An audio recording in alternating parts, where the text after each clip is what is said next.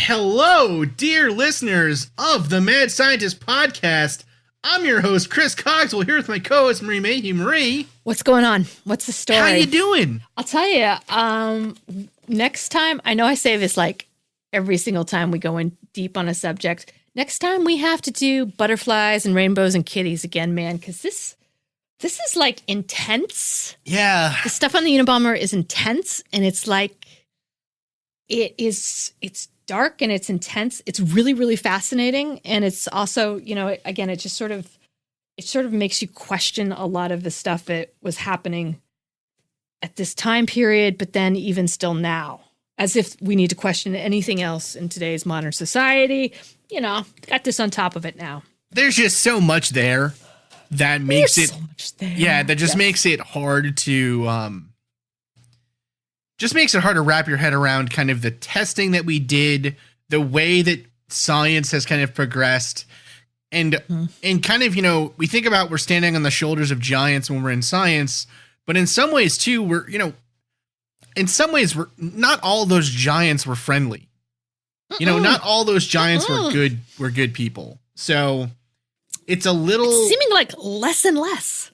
Yeah, so it's a little the more rough. roads you have me travel down, Cogs, I swear to God. Yeah, the more my faith in humanity just gets that extra shake. That's great. Thank you. It's a little rough. All right, so this episode we're going to talk about Ted Kaczynski, the Unabomber, and his general Harvard milkiness, which is what I'm going to call this episode. Thought of it the other day, laughed to myself for a long time, and it's what we're sticking to, so I'm excited. Aw, I liked a hell of a time at Harvard. Oh, okay, fine, we'll do hell of a time at Harvard. That's fine, too. Hashtag Team Milkiness. All right, Jake, roll the tape. Welcome to the Mad Scientist Podcast. This week's episode, The Unabomber Part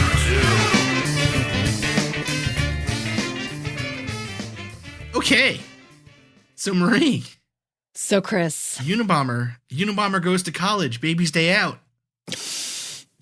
We're doing it. We're finally here. We're at Harvard. It seemed like such a great idea, right? I mean, brilliant mind. Sure, he's a little reclusive. He's quiet. He's a little quote unquote strange, but that's because he's just so smart.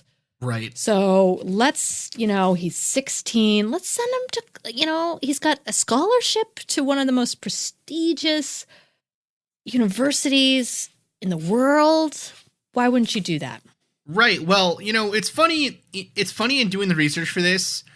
Every single source I read, I wish that I had read it at the start of the series. Mm-hmm. Do you know what I'm saying? Like everything, I'm like, oh, that would have been a cool thing to bring up then. Mm-hmm. And so one thing that I got from an article that we're going to be quoting a lot here, and it's actually from, it's from Alston Chase from June 2000. An article from the Atlantic called "Harvard and the Making of the Unabomber."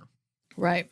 And so, Marie, you actually started reading. Found this book. Yes, it is Alston Chase, Harvard and the Unabomber: The Education of an American Terrorist, and it is not electronically accessible, so you actually have to buy the paper book. Mm-hmm. But it's really, really in depth. So the author interviewed and had correspondence with Kaczynski. And while it's mostly about, I would say like the second half is about Harvard, it's so much about the FBI, his childhood, how he, kind of framed all of his thoughts and started to work on his manifesto. And I can only read, it's fascinating, but I can only read like a little bit at a time because it's also really uniquely disturbing in that this man had this very scientific method about, like they have snippets that I will read later in the next episode about his trial and error with killing people with the bomb. Right, a very scientific approach generally to life, yes, which was kind of instilled in him at Harvard. What's cool about the book and that article especially, and if you want a taste of what the book is like, I suggest reading that article. It's really great. It's still available for free online through The Atlantic. So this guy, Alston Chase, actually was at Harvard around the same time as Kaczynski. I think he said he entered like 2 years after he graduated. And he actually had kind of the same feelings as Kaczynski, and so when the Unabomber bombing started happening, he was kind of like, man, I kind of agree with this guy. Like Alston, he actually moved to Montana, not like, I think he said 60 miles south of where Kaczynski's cabin was, with his wife, for him and his wife to live isolated in the woods. Like it's wild that he really had a kinship with Kaczynski and then actually became, again, friends, I think is a hard word for someone like Kaczynski, but at least became correspondents, right? Wrote to him quite a bit in when he was in prison. Now, so Kaczynski starts off in Harvard. He's in the class of 1962. But if you remember, he joins at the age of 16 is when he gets to Harvard. And actually, so in further researching and stuff, the parents, like friends of the family and teachers that Kaczynski knew and was friendly with in high school and had good relationships with, warned the parents that this was a bad idea. Warned them that, you're pushing Ted too hard. He's like, it's great. He got into Harvard, whatever. Give him another couple years before he goes, because he's clearly something's a little, we just don't think it'll be good for him. Whatever, right? They just had a feeling, or he needs to emotionally mature. Exactly, right. And that's the word that they keep using, right? Is he's intellectually, he's way out there, but maturity wise, he's still just a kid, And so it's fascinating to me that, in the first episode, we touched on this kind of dualism between the view Kaczynski had of his childhood and the view that David and his mother kind of pushed out there about him. And they made this narrative that Kaczynski was insane.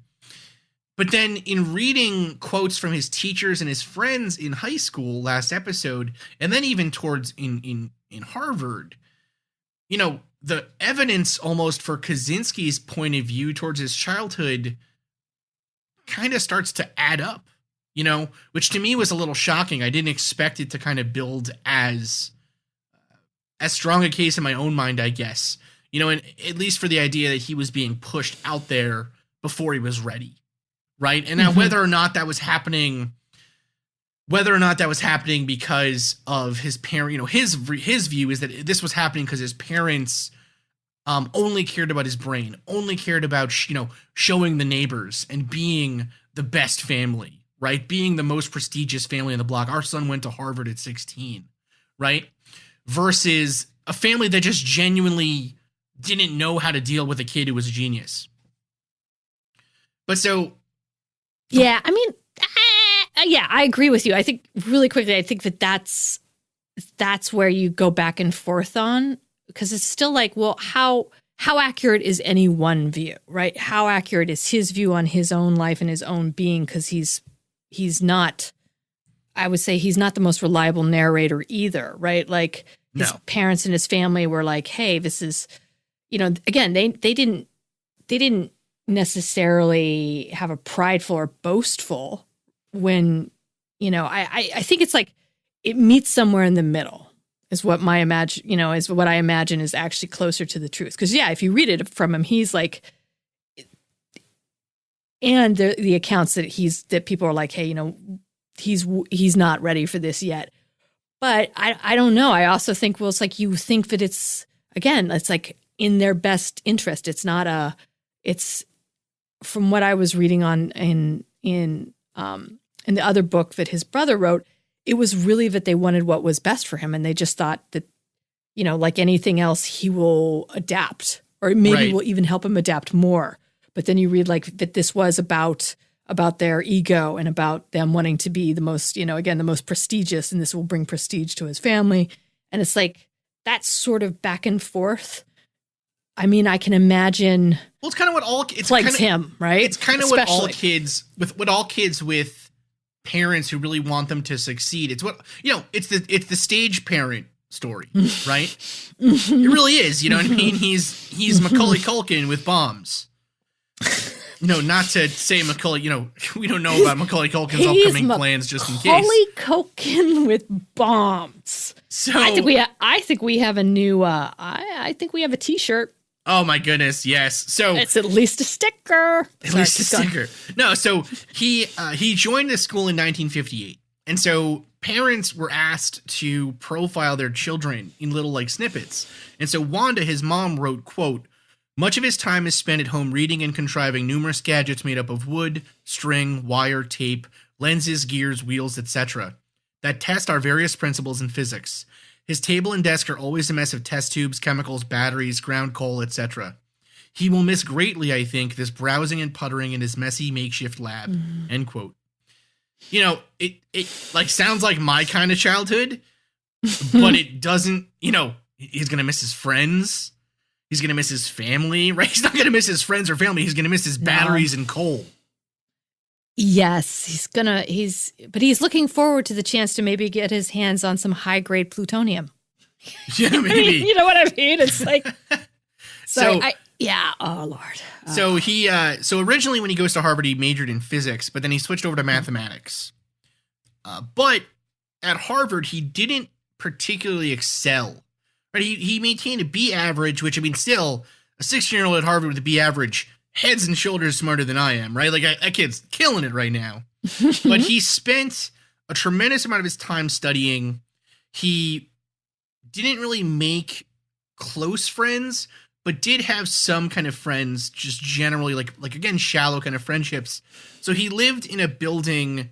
At 8 Prescott Street, which is outside of Harvard Yard.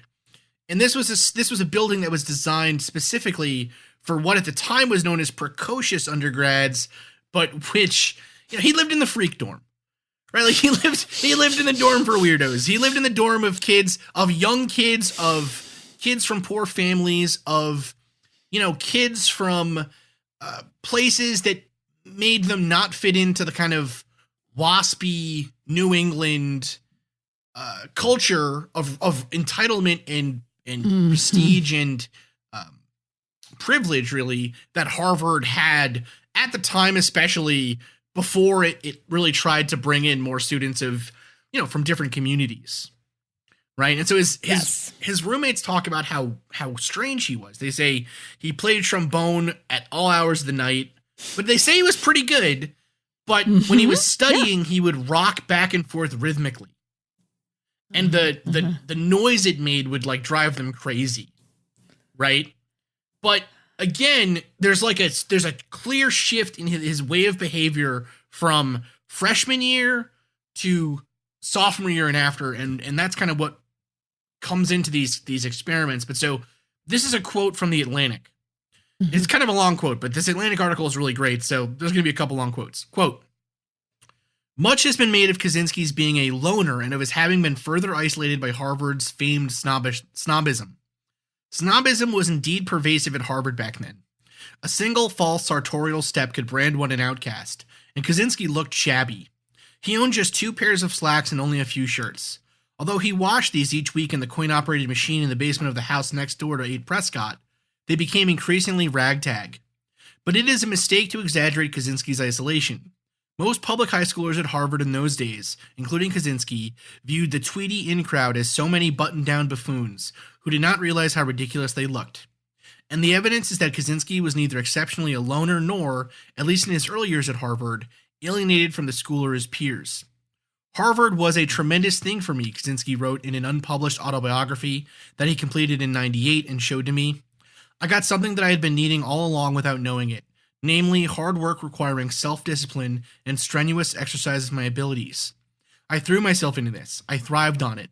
Feeling the strength of my own will, I became enthusiastic about willpower." Freshmen were required to participate in sports, so Kaczynski took up swimming and then wrestling. He played the trombone as he had in high school, even joining the Harvard band, which he quit almost as soon as he learned that he would have to attend drill sessions. He played pickup basketball. He made a few friends. One of his housemates, Gerald Burns, remembers sitting with Kaczynski in an all-night cafeteria arguing about the philosophy of Kant. After Kaczynski's arrest, Burns wrote to the anarchist journal Fifth Estate that Kaczynski was as normal as I am now. It was just harder on him because he was much younger than his classmates.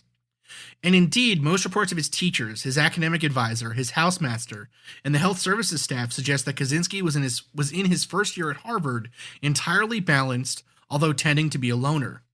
The health services doctor who interviewed Kaczynski as part of the medical examination Harvard required for all freshmen observed, good impression created, attractive, which seems a little weird for the doctor to write, but okay, attractive, mature for age, relaxed, talks easily, fluently, and pleasantly, likes people and gets on well with them, may have many acquaintances but makes his friends carefully, prefers to be by himself part of the time at least, maybe slightly shy, essentially a practical and realistic planner and an efficient worker, exceedingly stable, well integrated, and feels secure within himself, usually very adaptable, may have many achievements and satisfactions. The doctor further described Kaczynski thus: pleasant young man who is below usual college entrance age. Apparently a good mathematician, but seems to be gifted in this direction only. Plans not crystallized yet, but this is to be expected at his age. Is slightly shy and retiring, but not to any abnormal extent. Should be a steady worker, end quote. Boy, was that doctor wrong. You think he got egg on his face? He was a steady worker. Gotta give him that. He sure was a steady worker. He was a very steady worker. Well, so what's fascinating about this, right, is in his freshman year, he's just like a normal guy. Well, yes, but this is also, again, so this is, I would say, somewhat removed from, especially like with doctors. Like that doctor saw him once, probably, right? So right, and he was on his best behavior. Yeah, and so it's like, and also I think whatever afflicted him may not have come, to total fruition. Like if he was schizophrenic or anything along those lines, it hadn't shown itself yet at this stage. But I agree with you. Like there is nothing in this description of him that is any different than anyone else that is, that is just a certain type of person going to college. No. Right? And I can... Playing the trombone. Which is hysterical, which is kind of funny. Which is abs. Can you just and imagine? And then he was like, "Wait a minute, I have to go marching drills." No, I was gonna say, that. Can you imagine him just like, right, like ridiculous, absolute insanity. So the thing that I find fascinating with this too is, and I think this speaks further to this, right? Is he appeared normal, like you're saying, right? He appeared normal, but that doesn't mean he was. That doesn't mean he didn't have, like you were saying, underlying hints of a mental disorder or of violence or of anything else, right? A lot of people appear normal until they're not, And I can speak from personal experience. Like, even if you are trying to like go to a doctor and say, "Hey, I think I'm a little bit more anxious than the normal person. I'd like a little help with this." They're like, most doctors are like, "Nah, you're probably not, though. You're probably fine. You'll just deal with it." It takes a lot of getting to know someone, because for a lot of these mental health issues, a tremendous part of the diagnosis is does it impact and affect daily life negatively, right? And that you're not going to get. Everyone has little bits of mental tricks or mental errors or thinking errors or whatever that you can look up in the DSM-5 and say, "Oh my God, like this thing says, what's that thing from Parks and Recreation when he looks up online what Leslie has and he's like, I think you have internet connectivity issues." Oh yeah. Or whatever, right? Like just a list of symptoms isn't useful. What you really need is how much does it actually affect your daily life.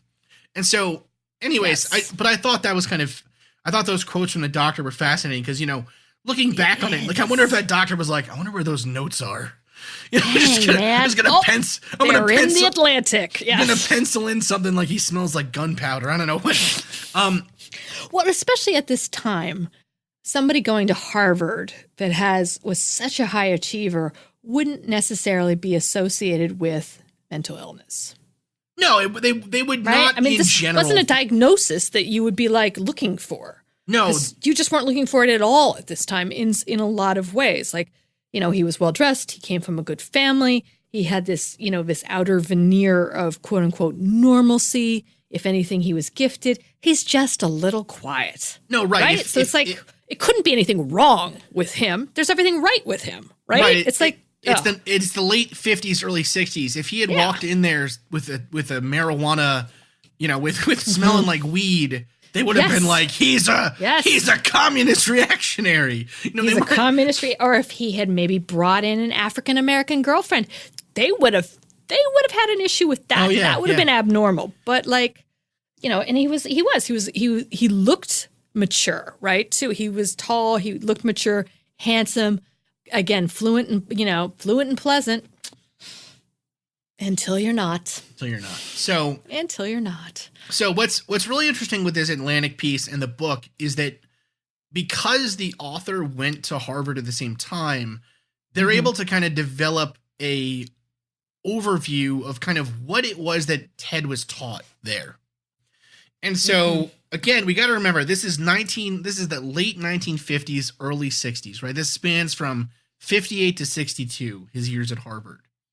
And so at this point, the government had kind of created what was known as the Red Book. And what this was it was a way to try and basically ensure that all American students at American universities were getting a good liberal political education. They were being taught to be good Americans, good capitalists. They were not being taught, this is the point where, Marxism on campus was still a kind of like a dirty kind of word, right? Yep. But the thing was that there was a pushback though from those academics because, again, like a lot of if you get into any kind of academic philosophy or any kind of academic, psychology or sociology, anthropology, whatever, a lot of that liberal education that comes from those things is Marxism was extremely was fundamental to a lot of those fields, or at least was very, very, important to their development. And so to say that they couldn't teach ideas that weren't prescribed in this general education book, that was what the Red Book kind of put out there, right? To think that they would have to teach only Judeo-Christian morals and talk about, their view of history and their view of science and their view of whatever, rankled a couple feathers. And so there was a real mismatch amongst the faculty between kind of this very positivist message and a more relativist message of, right? So on the one hand, you have the American way, red, white, and blue, we're always right, and, capitalism is the answer, and freedom is always a good thing, democracy is the best, whatever. Right. And on the other hand, teaching white history, like there's only very limited everything. Yes. One point of view. And then on the other hand, you have the viewpoint of, just think about the philosophers that were important at this time period. We're talking about people like Camus, Jean-Paul Sartre, right? Simone Beauvoir. Like these people were talking about how, and Carl Jung, like the academics at the time were talking about how meaningless and how humans were meat machines and there was no free will. And, these ideas about technology being good for technology's sake were being questioned by every leading academic at the time. Yeah. Right? Maybe not in the sciences where they were making these big strides, but we had just dropped the atomic bombs. Right? We just saw the horrors that science and technology could do, both in the concentration camps, in just how, think about like World War I and then World War II happened basically back to back. The amount of loss of life was staggering at that time period. Yeah. And we just kind of came down from this high of, look at the cool bombs we could make to, oh my God, should we have this power? Yes. And we're gearing up for more military conflict that's even murkier and harder to define, right? Going into the 60s. Yeah. And so, so this is again a larger quote from this Atlantic piece. And so what this is often described as is the Harvard culture of despair. And so what it did was set up this idea, two competing messages. The first was that science and technological progress was, in its essence, destructive for human beings. But two, that science and the drive for more technology was unstoppable. And it's kind of a very similar idea to what I think a lot of people in universities today get as well, depending on the field that they're in, right? But it is still a very popular line of thinking.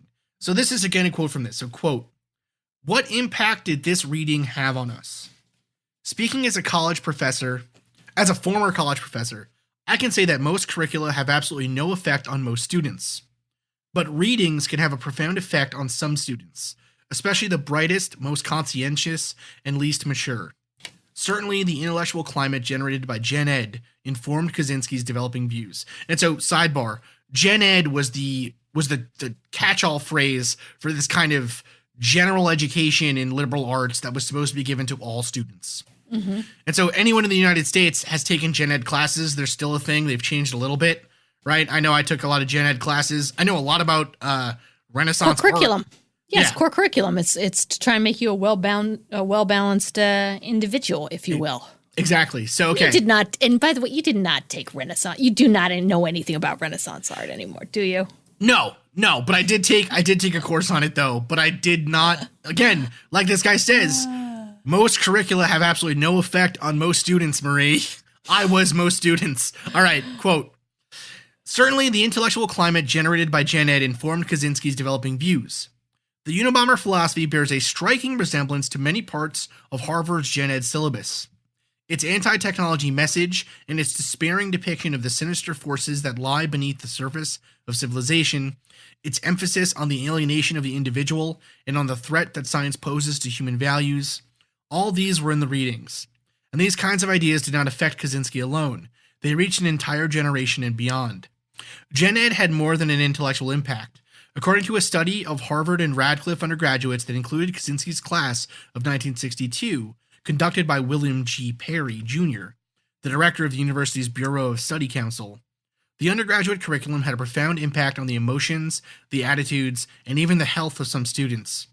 According to Perry, intellectual development for Harvard and Radcliffe undergraduates typically encompassed a progression from a simplistic, dualistic view of reality to an increasingly relativistic and contingent one. Entering freshmen tend to favor simple over complex solutions and to divide the world into truth and falsehood, good and bad, friend and foe.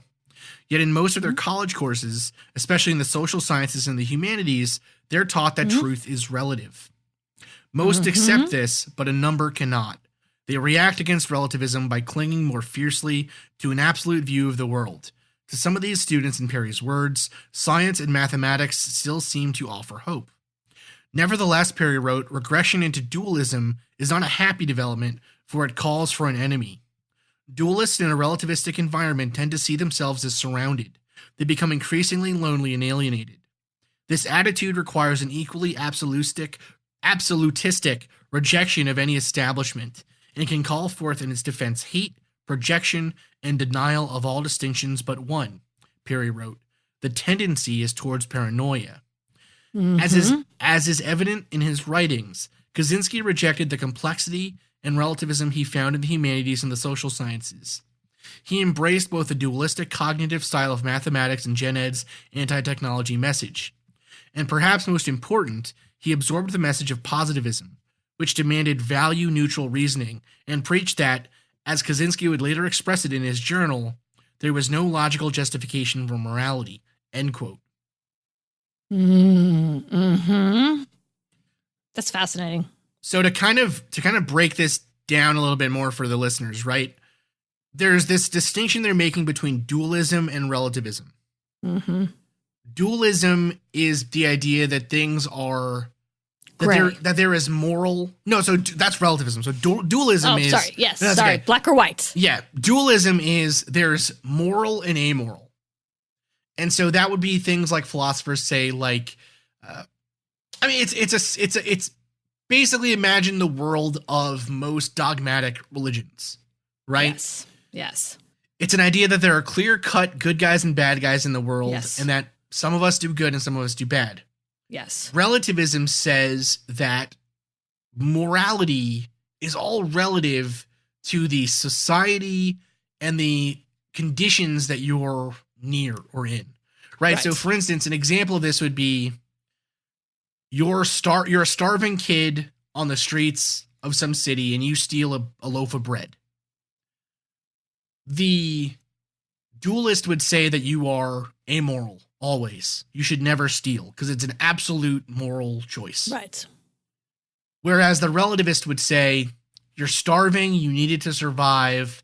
You know, the relativist can have any kind of interpretation, right? All the way from, well, law and order is a illusion created by society, so you should just do whatever the hell you want, all the way to, you know, well, in the grand scheme of things, that loaf of bread is doing more good for you than it would do for that guy selling it. Or than the 25 cents or whatever that it would do for the guy selling it. And so it basically spans the chasm of all kind of moral theories, from Unitarian or utilitarianism all the way to, say, nihilism or, you know, kind of existentialism or whatever. Whereas the dualist approach is really, again, this idea of there is a moral imperative. There is a strict code out there. Now, who sets the code? Who knows? But that there should be a strict moral code that you should always follow. Right. And it's interesting because conspiracy theories mostly come from dualism. Yeah. They can be fueled and sort of influenced by relativism. Relativism could shade your views on certain interpretations of conspiracy theories, but conspiracy theories come from a reaction fear to something. Something is unknown, something is different. It's you retreat from it, and it becomes a narrative that is easier to understand, that's black or white. Well, and what's interesting too is that relativism itself is preached as a danger by a lot of conspiracy theorists. You know, yes. I mean, please, today we're gonna get into it on our 15-minute episode, but you know, the argument against relativism, you know, that it's dangerous to have relative morals or whatever, like, right. It is part of the culture wars. You know what I mean? Really. Yes. And so it's this is still a fight that we're fighting. Yes. And it's just sublimated in very strange ways. Right. It's and not as apparent, I think. Sometimes. No. And when people talk about kind of, you know, the ivory tower liberal elitism of colleges, right. They're talking about moral relativism. Yes. You know, the morality. But they're talking about it in dualistic terms. Exactly. Right? It's very simplistic terms. Yep. Now, actually, what's interesting is, and maybe they go over this in the book, or maybe this is pointed out in the book, but actually, I think what Kaczynski is most clearly influenced by, or maybe most clearly attacking, is the viewpoints of Henry Murray. And so Henry Murray is going to be, so at this point in time, Ted he's a sophomore. He's getting through his gen ed curriculum. He's learning about kind of this shift in morality and these questions and whatever. And it is a very uncomfortable thing, I think, for a lot of students. I mean, I remember my first philosophy course I ever took in college. I had a really great professor who became really a mentor to me in my philosophy training. And it was this class that made me want to double major in philosophy. And so at the beginning of the class, he took people's names on cards, and then he spent the first session of class asking us questions about our opinions on things. And then essentially kind of arguing with us and seeing how strongly, or, you know, seeing what our viewpoints really were. And so it was for existentialism was the class. And so one of the students, he said to them, God is dead. How, you know, what do you think? Like, do you think God exists or not? Right.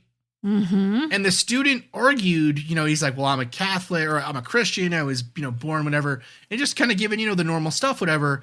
And then the professor kind of started to push back and say, well, but there's lots of gods. Like, what if, and this kid just got up and left? Yeah. He was like, I'm not having this. And he just left and never came back. If you think about college, though, in college now, like stepping back from general education curriculum of that time, college is when you start to, you're living on your own, you're self-regulating and self-managing, you're exposed to a lot of different people and a lot of different ideas, and these classes are presenting information and challenging you in a way that you probably haven't been challenged previously. And that's what I think is such a huge, I can't believe he got up and left. That's amazing. It was, I can imagine that though. I could see that. It was intense. And so he left and the professor was like, well, I guess we're not getting that guy as a philosophy major. Yeah. It was like, hope he was pass fail. No, it's just, oh my goodness. And so, okay. So Murray. Yes. Kaczynski is introduced to Murray. And Murray says to him, well, how would you like to be part of a study that I'm doing? And so the study, son, you seem pretty bright. You seem well-adjusted and normal. How'd you like me to mess up your entire life? So the study itself, he is told that it pays pretty well to do it. It is going to be very important to science. Mm-hmm. And that he can stop whenever he wants, but they're not told. They're told initially it'll only take a year. But actually, so effed up. Actually, it's going to take 3 years. And so they're going to use these kind of the money. They're going to use the importance to science and how much help he's being and whatever to coerce him and the other students who are part of this thing to keep them in it. And so this is part of a larger unethical series of experiments the government performed called MK Ultra. Now it's not super clear if this test is part of MK Ultra itself or not. However, Henry Murray, the psychologist, had a long and storied history with the CIA and the OSS. Yes. So at this point in time, he was the head of the Harvard Psychological Clinic. And his research centered on personalities and how personalities are developed and how they can be altered by our surroundings. And then as a continuation of that, how our personalities dictate our actions and our motivations to do actions. And so really, Murray is kind of the foundational figure in a field of psychology known as he called it personology, which is like terrible. I think it's a stupid name, but it's really, any kind of personality test you've taken for a job, any kind of one of those stupid things, oh, I'm Int J or whatever. All of that comes from this kind of. That's called. The Myers-Briggs. Yeah, so they were also personologists. Essentially, they worked off of Murray's kind of works right later on. So those are so awful. We're going to do a diatribe about them sometime. So all of that comes from these kind of ideas that were developed around this time period. Now, so what he focused on was what's known as the dyad, what he called the dyad, which is the smallest social unit of two people.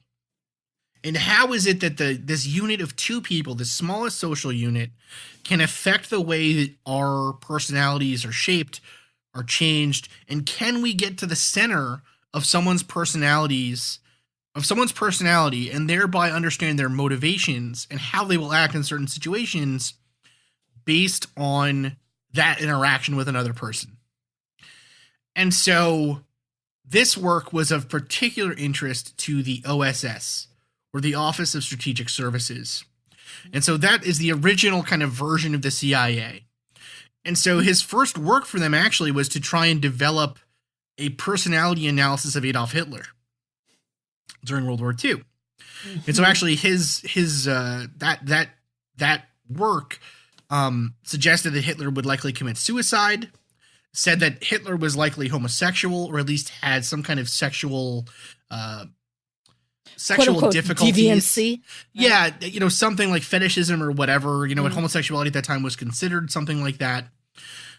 But so his general idea, or kind of his general framework for personalities, was that your personality is basically set up as different mixes of needs and their kind of like every single person has set needs that they need to meet, right? Mm-hmm. And the amount and the way that we meet those needs dictates our behavior. And so this is really coming from, again, really a very naturalist view, or kind of not naturalist is maybe the wrong word, a very fundamental view of humans as machines, right? That we have certain needs that have to be met, and the way that those are met develop everything else around us. And so he developed this idea of both primary and secondary needs. So the primary needs were called the viscerogenic, and the secondary were the psychogenic. So your primary needs are your physical needs. Things like you need air, you need water, you need to be able to pee and poop and breathe and, right, all this other stuff. The secondary needs work a very similar way to the primary needs, are your psychic or your personality needs. And so these are 17 of them that belong to one of 8 domains. So there's the need for ambition, for materialism, for status, for power, for sadomasochism, for social conformance, for affection, and for information. And so some of those you've probably heard about, right? The drive for power is used a lot to understand, let's say, people like Adolf Hitler, right? The need for social conformance is used to still develop buffet lines and grocery store aisles and queue up. Right, all these other things. There's big money in figuring that stuff out nowadays. Yeah. And so the way that your personality is developed is based on what are known as presses. And so these presses, what they do is they are basically environmental factors that interact with you.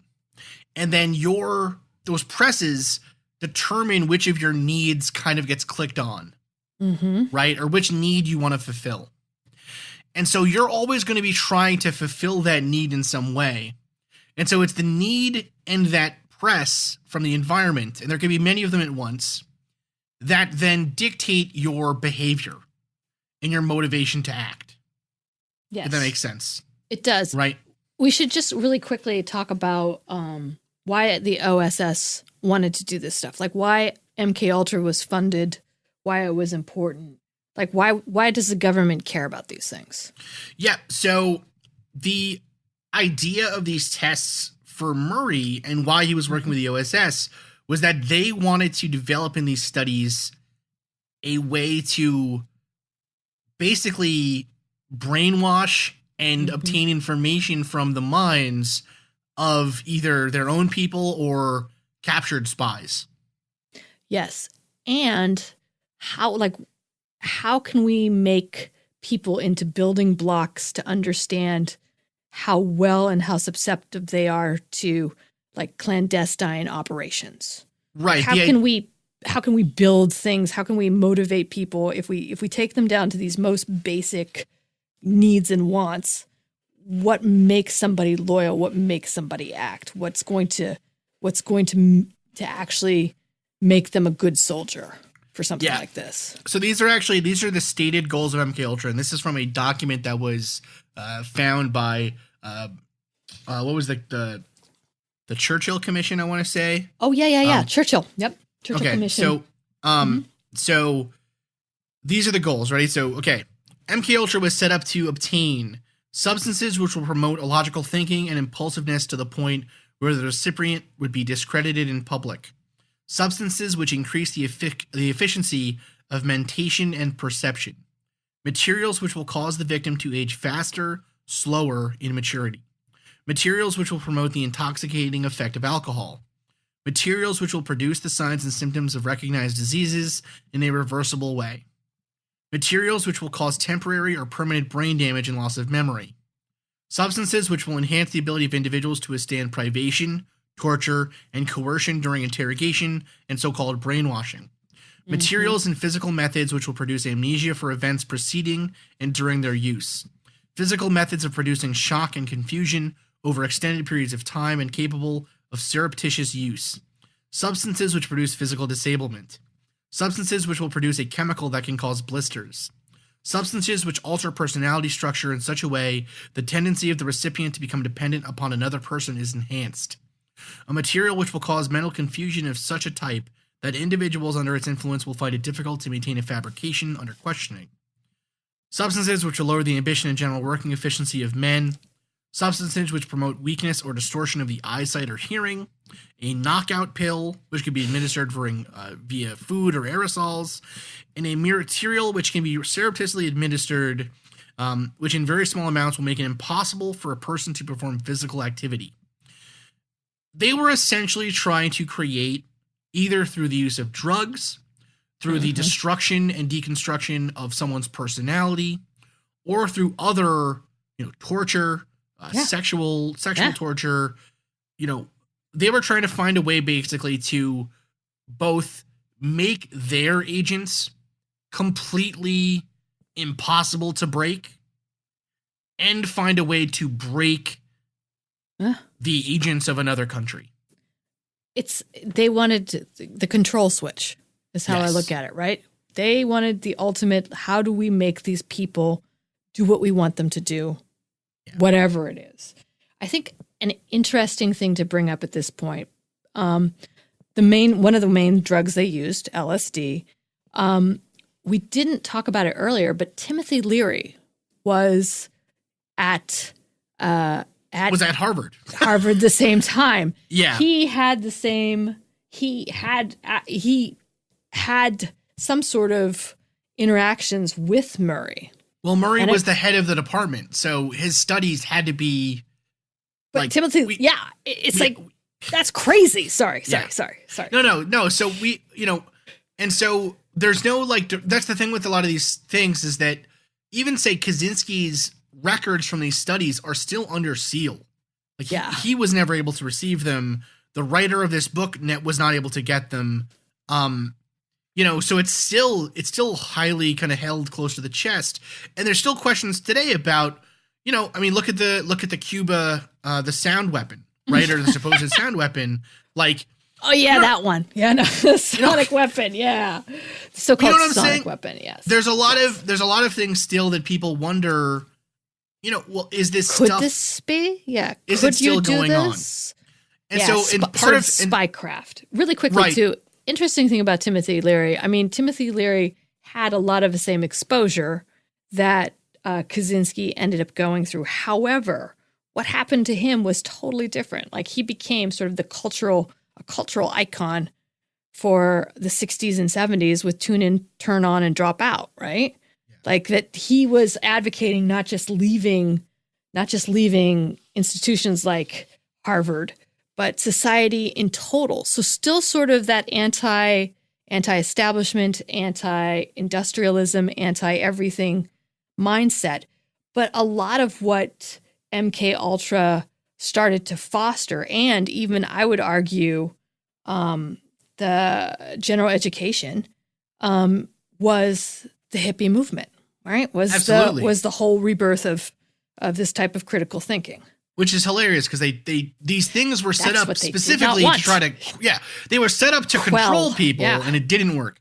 Right. What's fascinating with Leary too is that his work was specifically on the administration of psilocybin, which is the chemical that's in magic mushrooms, and is the precursor to LSD. And so he was part of two especially interesting ones: the Concord State Prison experiment and the Marsh Chapel experiment, which again, these are considered extremely unethical by today's standards. By any standards, by today's standards. Yes. And so in these experiments, what was going on was that these people were being administered, at least in the Marsh Chapel experiment, they were told they would be taking this drug, but not what it would do. But so in these experiments, so in the first one, the Concord State Prison experiment, they were administering magic mushrooms to prisoners to see what effect it would have on their recidivism rate, on their rate of re-offending in public. It had no effect. And then the Marsh Chapel experiment, they administered this drug to see if it would give people religious experience, and it did. It made a lot of people there were some famous theologians in the group actually that would later say, this was a transformative, like this was the lightning bolt that made me feel like God was in my life. Mm-hmm. And so today in in kind of modern science, we're starting to reassess the use of actually psilocybin on things like, say, clinical depression that's difficult to treat by other means, or on schizophrenia, or on other kinds of things. But for a long time, it was really, I think, tarnished by its use medically was tarnished by these clandestine experiments, where in some cases, in many cases, they were administering these drugs to unwitting subjects. They were just putting them in people's coffee and seeing what they did. Testing them on unwitting, like you said, unwitting towns. Yes.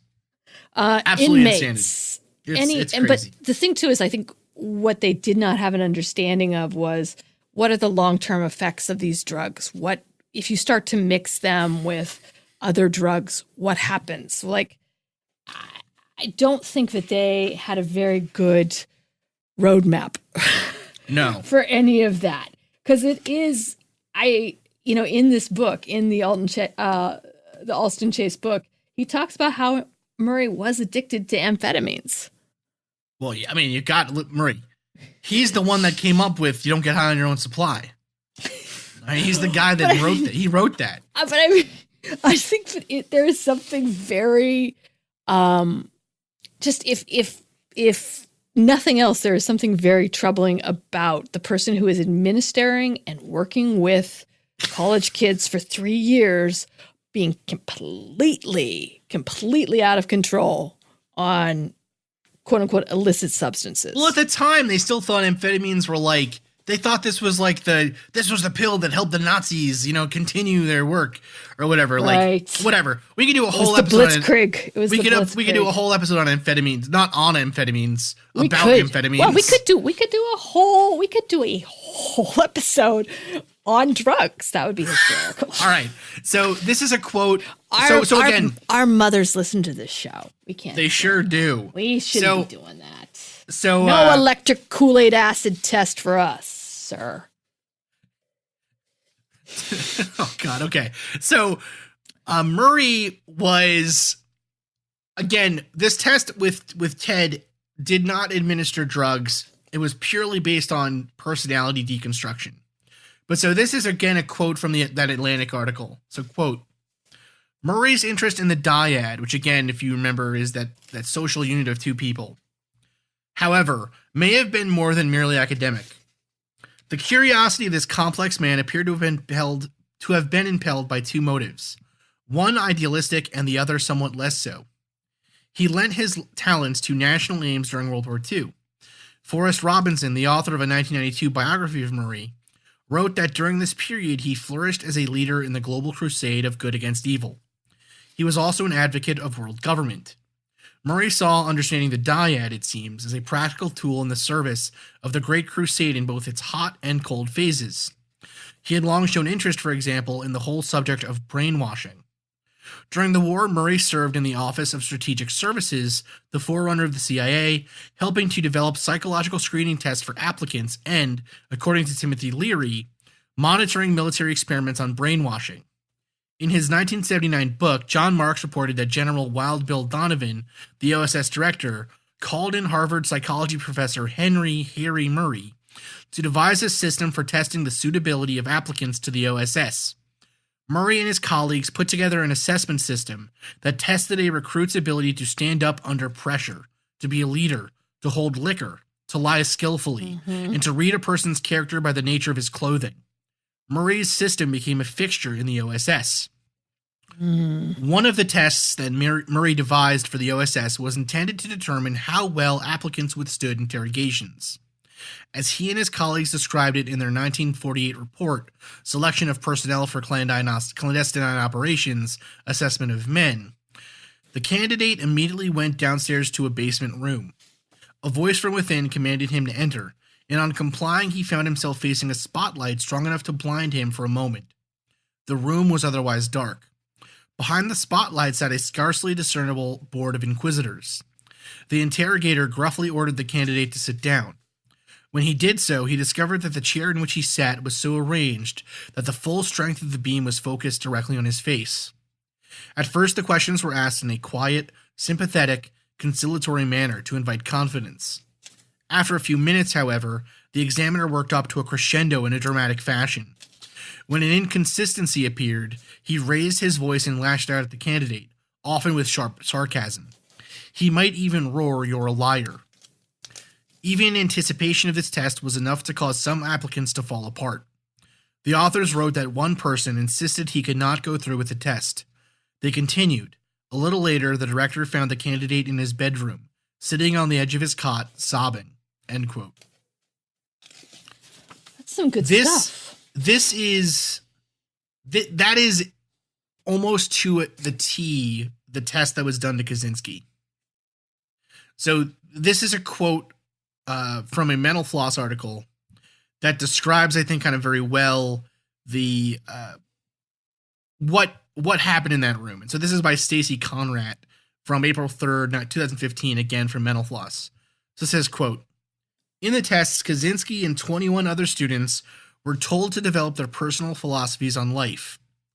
Then they would debate that philosophy against another undergraduate student, who, as it turns out, this is not from this, as it turns out, though, was a lawyer. Was a trained lawyer. As it turned out, this was no friendly discourse. When they showed up to debate, the test subjects were attached to electrodes, seated in a chair facing a one-way mirror, and subjected to hot, bright lights. The debate wasn't with a fellow undergrad at all, but a law student who had been told to go to town on the ideals of these young men. To make matters worse, they then had to watch video of the argument after it was over, which forced them to go through the humiliation all over again. Murray himself called them vehement, sweeping, and personally abusive attacks." End quote. Can I read you something interesting about Murray himself? Absolutely. Which, to me, makes this even more ironic and interesting. Sure. And this was something that I went back and found. So he was notorious for having a very thin skin. And the quote goes, "Some suggested that he feared to publish because it would expose him to criticism, which he couldn't tolerate. For he did indeed have a very thin skin. Inevitably, he made a charming initial impression, an extraordinary good listener. He could appear utterly enthralled by someone he just met. Yet at the first sign that this worship was not requited, he turned, often cruelly, on the other person. The great Murray," wrote a former colleague, "didn't like anyone to leave him. He liked he liked to be the one to leave." And I think that's like, the book goes on to say that he took everything personally. And so here's another good one. Sorry. He couldn't keep his feelings and science apart, and was unable to decide whether he was a humanist exploring his own soul or a scientist studying the psyches of others. Yeah, overall, just these tests. So he couldn't even stand up himself under that test. Under that kind of testing. No, of course not. Of course not. Because it must have been, I think that's true for a lot of,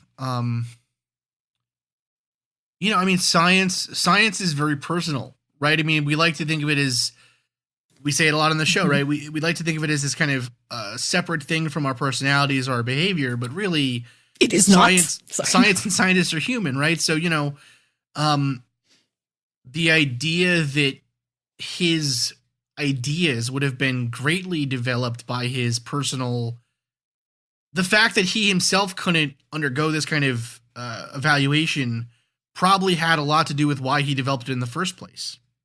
Yeah, you know what I mean? To say, he's fixed on speed, putting a bunch of kids through this for, lying to them and putting them through it for 3 years. It's like, wow. Yeah. Okay, sorry. Well, so what you can imagine then is, and again, these went on for hours, these sessions.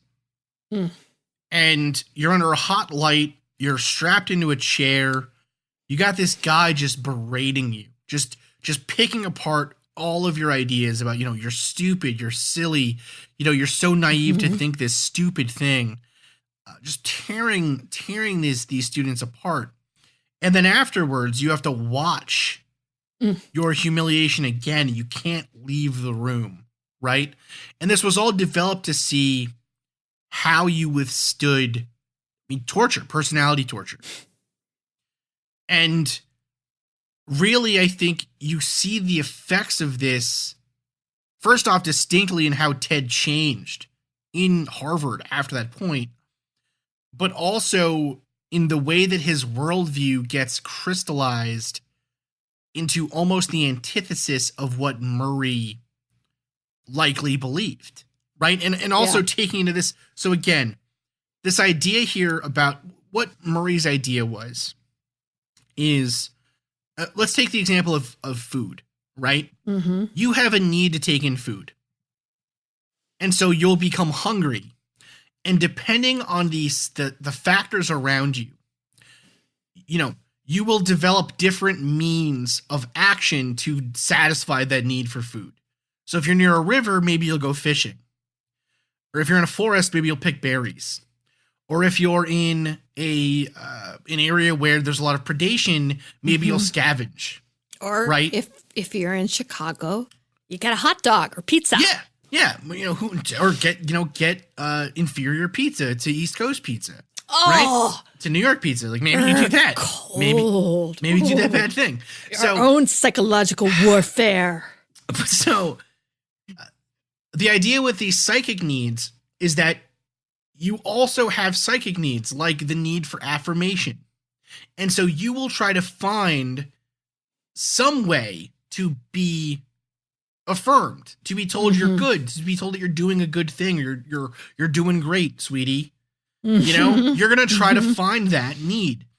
You're going to find a way to fill that need some way. And depending on the social pressures around you, you will find a way to meet that need in different ways. And now all of us have those needs that we have to fulfill in some way, but some of us have different ratios of those needs. So, some of us are maybe more ambitious than others, and maybe that suggests that we have, those of us that are more ambitious have more of a drive for power or a drive for affirmation, right? Yes. So we all have them, and our society instills in us different, in some ways it's a circular kind of system where your social pressures and your upbringing and whatever, as well as your brain chemistry, dictate how those needs will be developed. And then over time, those needs are continuously reinforced by your social pressures around you, right? Yes. All the way through corporate America where you do the Myers-Briggs. Well, exactly, we just had right? one that, talking about ambition and how do you motivate someone? Right. And so that's, all of that came from Murray, right? And so sick bastard. And so here are the needs that he has, right? And so he has a need for, and then the representative behavior that suggests this, right? So the need for superiority is represented by to seek validation of power. Okay. The need for achievement is to accomplish difficult tasks. The need for recognition is to get praise and commendation. The need for exhibition is to impress others through one's actions and words, even if these are shocking. The need for acquisition is to have possession of an object. The need for conservance is to maintain the condition, right? So we're going to skip some of these because some of these are not important.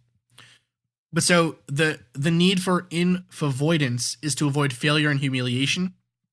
The need for defendance is to defend oneself against attack or blame. The need for seclusion is to be isolated from others. The need for dominance is to control one's own environment. The need for autonomy is to resist the influence of others and strive for independence. And then the next, I think, really kind of important one here is the need for aggression, which is to forcefully overcome, control, punish, or harm someone. Okay. Milgram. Yeah. Kaczynski will write in the manifesto about how society pressures people into being a certain way. that people's personalities naturally want to be a certain way, and that society causes them to kind of uncomfortably fit into this box of technology. So that technology is no longer being molded to fit the needs of humans, but the other way around is happening, where humans are being fit to the needs of technology. So you can imagine the argument would be something like, it is again a very famous Karl Marx quote, right? Society with the wheelbarrow gives us serfdom and feudalism. Society with the coal steam engine gives us capitalism. That technology in some way is shaping human behavior in a way that wasn't the case before. Mm-hmm. And so this is again from Harvard and the Making of the Unabomber in the Atlantic, quote,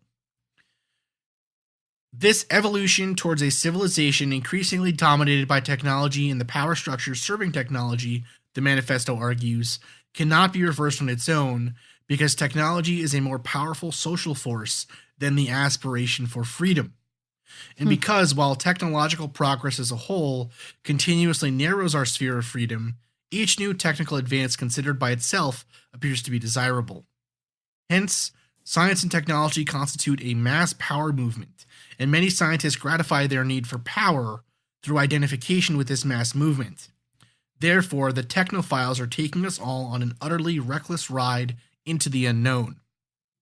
Because human beings must conform to the machine, our society tends to regard as a sickness any mode of thought or behavior that is inconvenient for the system. And this is plausible because when an individual doesn't fit into the system, it causes pain to the individual as well as problems for the system. Thus, the manipulation of an individual to adjust him to the system is seen as a cure for a sickness and therefore as good." End quote. It's like he's reading, he's using words that Murray used in his writings, right? He's talking about the need for power, the need for dominance, the need for freedom, and how in modern society, the need for power is being the need for freedom is overcome by the need for power and dominance over nature. Right. But you are almost subservient to something that is never going to be, you're never going to be able to get past, right? It's always, again, technology is always going to never serve you. You will always serve it. Exactly. And that's why that's why he basically says it has to be violent. It has to be, he basically it has to be a jarring effect. Yeah. Basically what he'll argue in the manifesto is that this system will collapse eventually based just on society will become so desperate and so unhappy that the society will by necessity collapse in on itself for something better. Because even if you think about Moore's law about improvement for just with technological advances, like it gets that much faster. It gets that it is able to move that much quicker, but you will always, no matter how advanced you are as a person, you will never get past that. Well, so it's diminishing returns. It's diminishing returns, or like what you're saying. Yeah. He's arguing that the first technological advancement, cures polio, and that helps way more people than it hurts.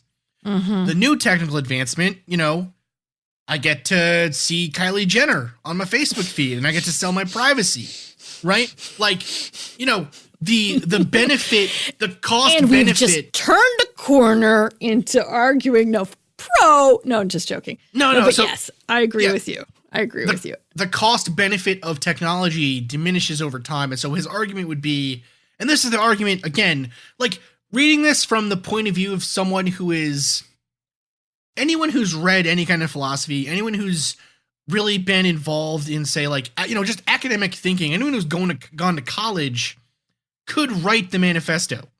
It's, these aren't particularly like, that's the thing that's so fascinating about this is how shallow the thoughts really are.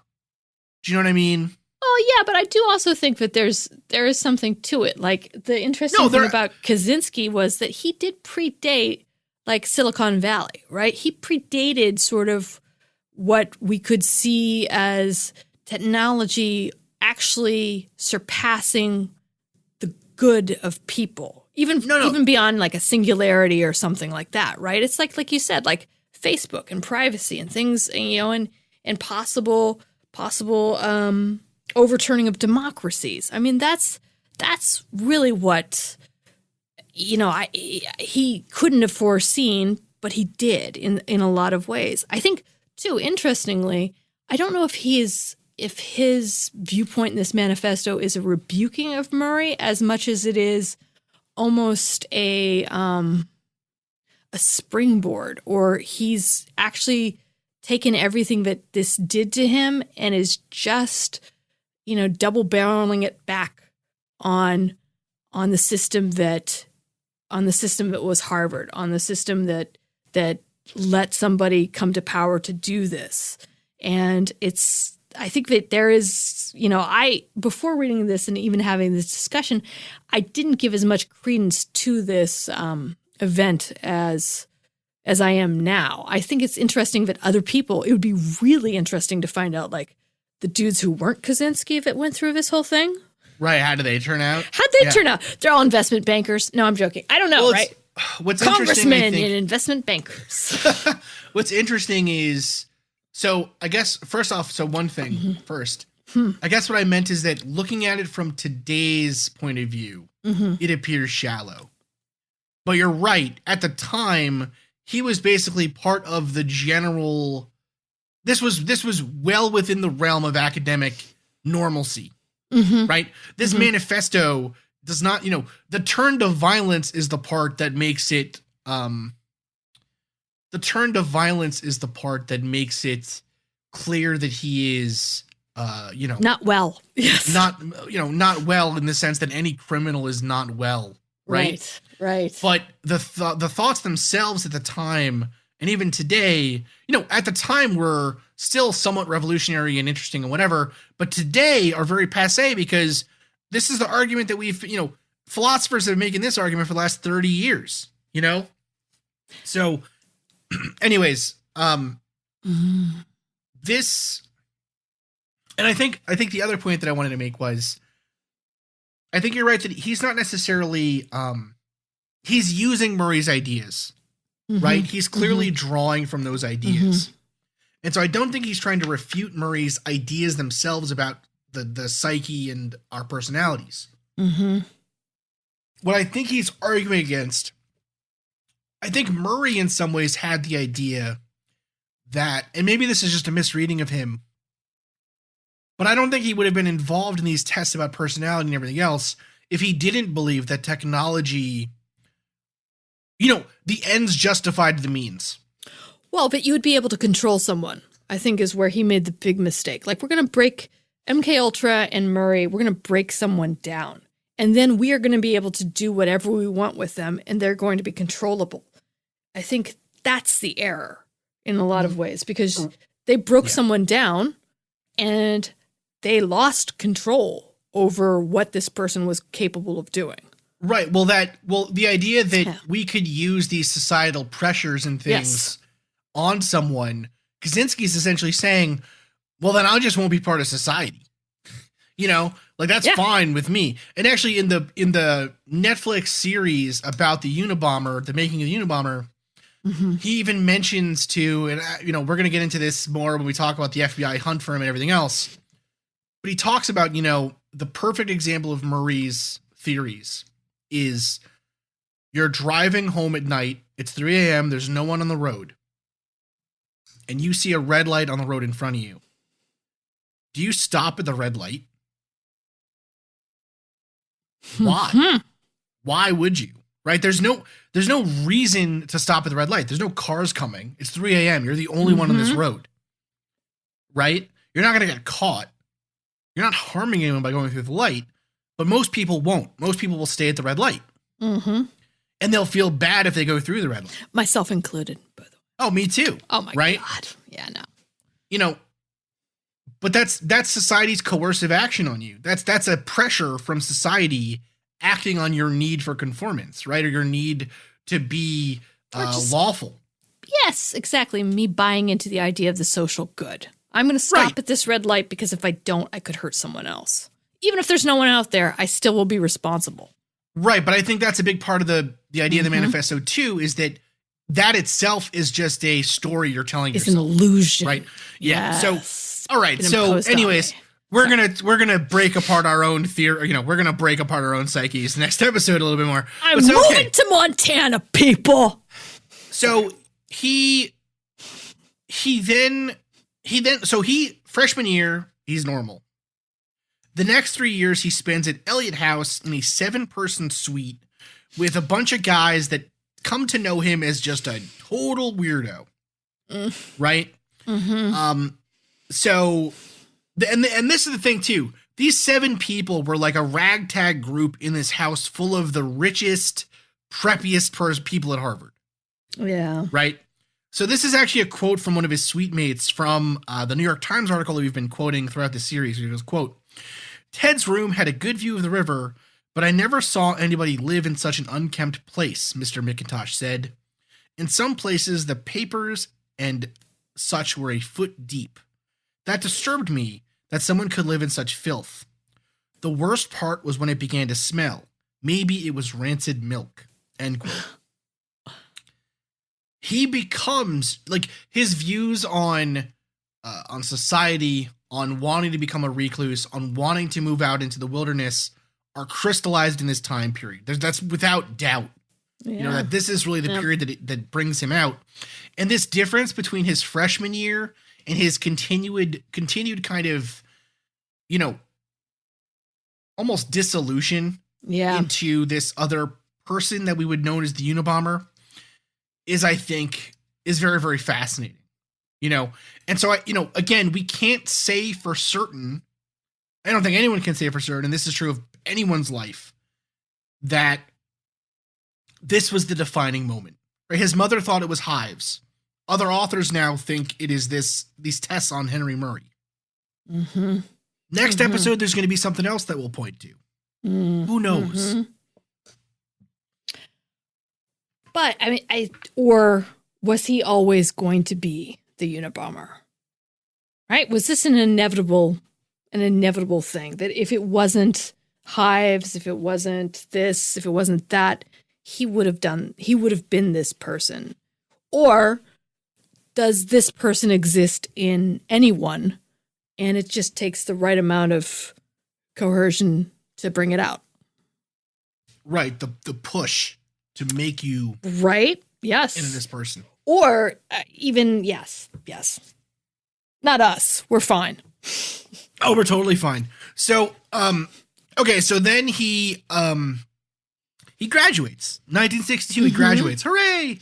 And he decides to go off to graduate school. And so this is where we're going to pick up next episode is graduate school, his mathematics work, and his descent into bombings. And kind of how that happens, which is going to be a lot of fun. No, actually, I wanted to close out this episode with some funny anecdotes. So he actually was really funny in all of the Harvard yearbooks for like the 20th reunion and whatever. So for the 20th, so by the way, so he graduated with a degree in mathematics. Mm-hmm. He just turned 20. He never said anything really. Again, that autobiography was never published. Right. He doesn't really say a lot about Harvard or his classmates or whatever, besides, I kind of liked it, whatever. He does explicitly say he did not like the testing of Murray and would like those records released. But I think a part of that is more, he wants to know what Murray thought of him. Yeah. Interesting. I bet you're right.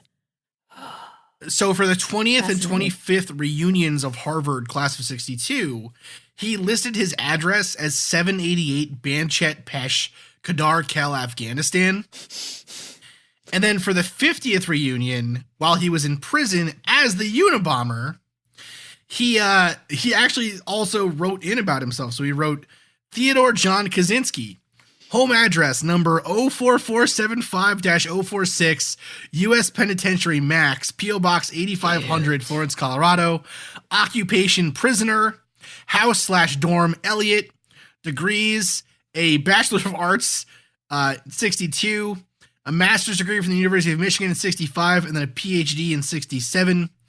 Publications, Technical Slavery, Awards. 8 life sentences issued by the United States District Court for the Eastern District of California, 1998. Wow. So is he being funny or is he being serious because he does feel like he needs to have that recognition? I think he's being hilarious. Well, I mean, it is hilarious. I would hope that's the case. But then, that's a... God. Being a little arch. Being a little arch. I will give you that. Anyways. Good.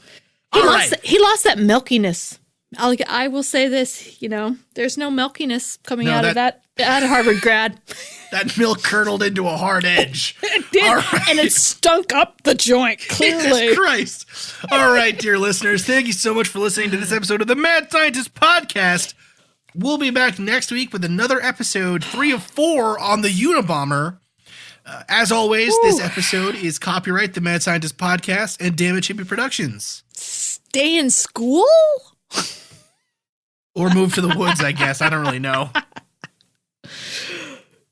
Thank you again, dear listeners, for listening to the Mad Scientist Podcast. I have been your host, Chris Cogswell, joined by my co-host, Marie Mayhew.